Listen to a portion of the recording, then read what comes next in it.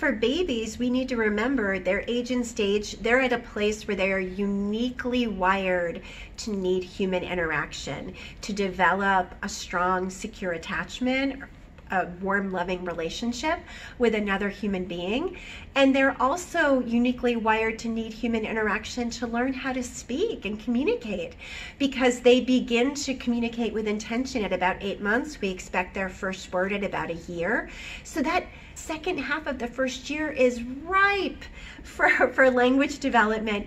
And that language development emerges out of rich human interaction. The early years are really about laying the groundwork and making some initial decisions about what role screen media is going to be allowed to play in their young child's life. The AAP guidelines suggest no screen time for children under 18 months. And then for children 2 and up, only about an hour of screen time a day. The only screen time that's unlimited is video chat. Video chat is really a unique screen time experience for babies and toddlers, and for us too, actually, because it's completely interactive. The adult on the other side of the screen knows our name, they're remarking on what we're doing or what we're wearing, they are responding to our questions and sounds. So it's very much a back and forth experience for young children. Babies learn best and most efficiently through human interaction. They learn by engaging in conversations with you, by copying what you're doing, by banging blocks together, by stacking blocks, by pretending blocks are a cupcake and pretending to eat it. The best thing we can do to support language development with our child is use language, use it in conversation. It's about engaging. So this is about asking questions. It's about having conversations. It's about noticing, even an 8-month-old will gaze at something they're interested in. So they're gazing, and then I say, "That's a doggy. You're looking at the doggy. Doggy says woof, woof," right? And then we pause, and our 8-month-old might say like, da. And we say, yeah, da, dog. So even with our very youngest, we can be engaging in interactions. And what the research shows is using rich descriptive language, using questions, labeling, talking, and narrating daily routines. It really helps children develop the vocabulary and develop the language that they need as they're, entering preschool and entering kindergarten. We don't often take a moment to focus on ourselves as parents and how we're using devices.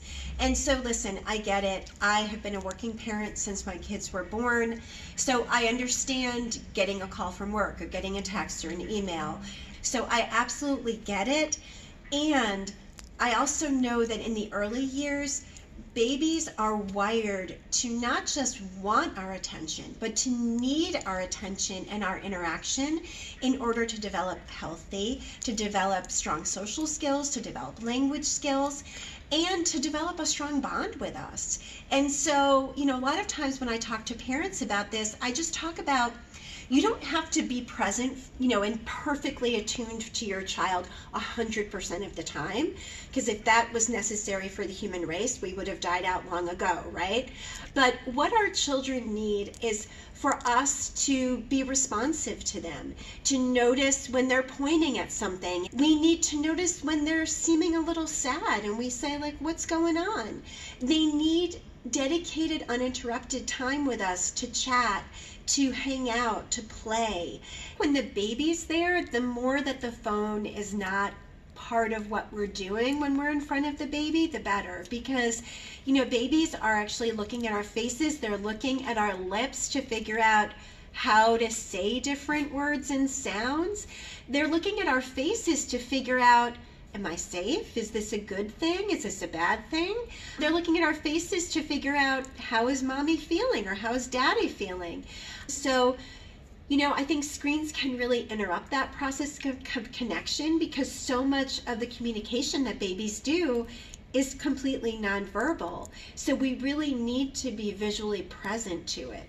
Putting our phones on silent, turning off notifications, and just making time every day to just be with our families and figuring out a way in your family routine to make that happen and to make that work, because it's not just a nice to have for children's development, it's really a need to have for children's development.